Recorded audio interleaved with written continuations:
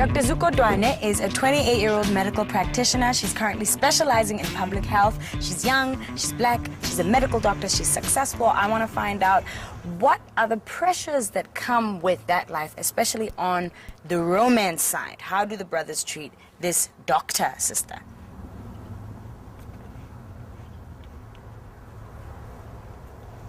Do you buy into this whole idea of successful black women struggling to find men?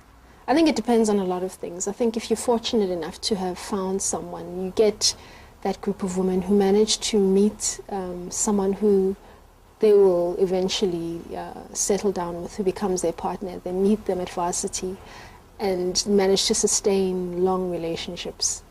And then you get others, I think, like myself, who wander quite a bit and do struggle at a variety of levels, you know, not only in terms of meeting people, but once you've met people, to sustain a relationship.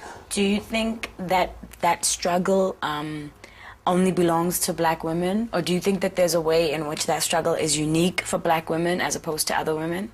I think it affects black women in a way that's different from how it affects women from other groups. In a unique way, I think generally people are probably settling down a lot later in life. They are getting married later, they're having children later. These decisions about family are happening or a bit more delayed than they were in the past. But I think a lot of what goes into making that decision is community support. It's your support groups beyond just two individuals meeting and deciding to embark on a relationship. And I think certain communities tend to encourage, you know, women to find partners earlier. I've got a few Indian friends, and we've had these sorts of discussions, you know, at a number of levels. And I think in that sort of setting where you have assistance in finding a partner, it makes it a whole lot easier. When you were growing up, did you see your parents' family, the model of their relationship as the exception or the rule? Because I've come from a very outspoken background with a mother that was very powerful and a father that was very powerful, but a father who perhaps might have been seen to have been quiet, although, you know, definitely wasn't someone who was a total walkover. You know, he was there to raise us. He was there when we were sick. He was continually there. So he was a very present father. And he allowed my mother to also play her part in society and to pursue her goals and really to fulfill her function in life and her calling in life. And maybe that's what makes it difficult, because when I'm with my sister and we just kind of, you know, talking about things, we kind of curse my dad and like, you know, really, did he have to have been such a good father? Did my parents have to have had such a good relationship? Because it means that we can't make excuses in our own relationships and say, oh, well, you know, men are like that. You know, for example, when women want to accept, or they don't feel like that they have the right to exercise their own rights, then they feel that they should rather just accept whatever treatment. Thank you very much for talking to me. I really, really appreciate it. Thank you so much for having me. Yeah, for sure. I can relate to what Zuko said about having a powerful mother and growing up with that as a role model, with that as an example, and believing that because her mother was like this, that she was entitled and free to be whoever she wanted to be in the world. I think it was also powerful that she said that she had her parents' relationship as a model for what relationships were like, that her father accepted and appreciated and nurtured the fact that her mother was a very powerful woman, you know? So she expected to come out into the world and find men who were going to be the same, and then found something else. Lebo Ramafoko has succeeded in a number of different spheres. She's been an activist, a TV personality, and now she's the senior manager for the current Soul City series. She's also a single mother of 2. I want to find out from Lebo whether she is still looking for male companionship and how she feels about single life. Hi. Hello. A very good Sunday morning. Hey, a very, very good Sunday morning, a good way to start the week. I'm happy to see you. Have you written my poem already? Oh, about all levels. All levels are fabulous. I'm telling you. Welcome. Wow. Shoo. Take a seat. Your home is beautiful. Thank you so much. Whoa. You know, I look at you and I look at what you have, what you've achieved materially, who you are on the inside and the way you express yourself, you know? And I want what you have as a younger woman, you know? I believe that I can do and be what I want to be because of women like you, because you're being it, you know? And you're doing it without a formula, you're doing it without a map. Absolutely. You know, it's uncharted territory that you're walking in.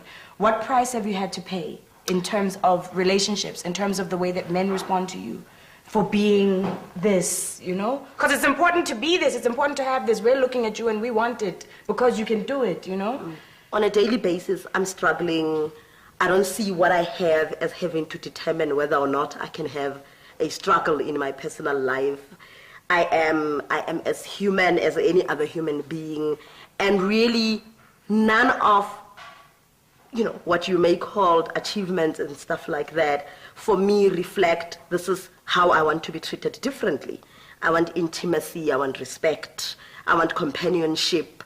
And I think those are bare minimums. Every other person, regardless of where they are in life, want that and yearn that. There are people who will look at you, they'll look at the car that you drive and say, oh, it's not gonna work because this is the first thing that people see.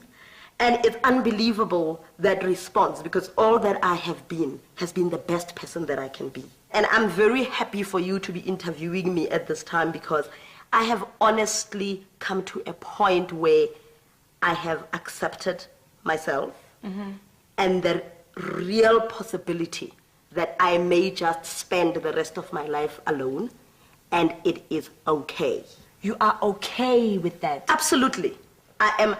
And the reason why I am okay, Lebo, is the fact that throughout my experiences, I have basically come to a point where I am saying the only thing I'm going to do in this lifetime, in this rare moment and opportunity to be alive, is to be the best Lebo Ramafuku I can be. And I don't have time in being the best that I can be to find out whether or not someone is okay with that, or whether or not a man is okay with that. If I put myself in situations and in circumstances where I need to tone down simply to accommodate somebody else, no person is worth me denying my divine being. You know, I am put in this place to mean something, to do something, and leave a legacy. Are you lonely? I want to answer that, but before I do that, let's go into the kitchen. I want to make you some tea. Okay, thank you. We need something to drink. Hey, we need something to drink. Hey. The equation of not having a man with loneliness is what is pushing young women to be in relationships where they will be disrespected, sometimes abused, and take crap, and still be lonely, but be seen by society because they've got a man as not lonely. I've got amazing friends, I've got amazing family, I've got amazing children. So I've got love in my life in doses. You know, so yes, I do long for companionship, but it is not the kind of longing that makes me say, if I don't have a man, my life is doom and gloom. If there's anything that I've learned in my travels throughout South Africa, it's that you find intelligent, talented, dynamic, successful women in every corner of the country, even the most remote places. And you find men who love those women. This is not a new phenomenon. I guess the only thing that is new is the scale on which women are being empowered in South Africa is something that we haven't seen before. But guess what? We've been through a lot of change, and even more change is coming. We're still going to see more. We're still going to go through more, so brace yourself. The phenomenon of the empowered, independent woman is something that can only benefit everybody. It will make relationships more balanced, more equal. It will make love more genuine. So why are we scared? It's inevitable. We must face it.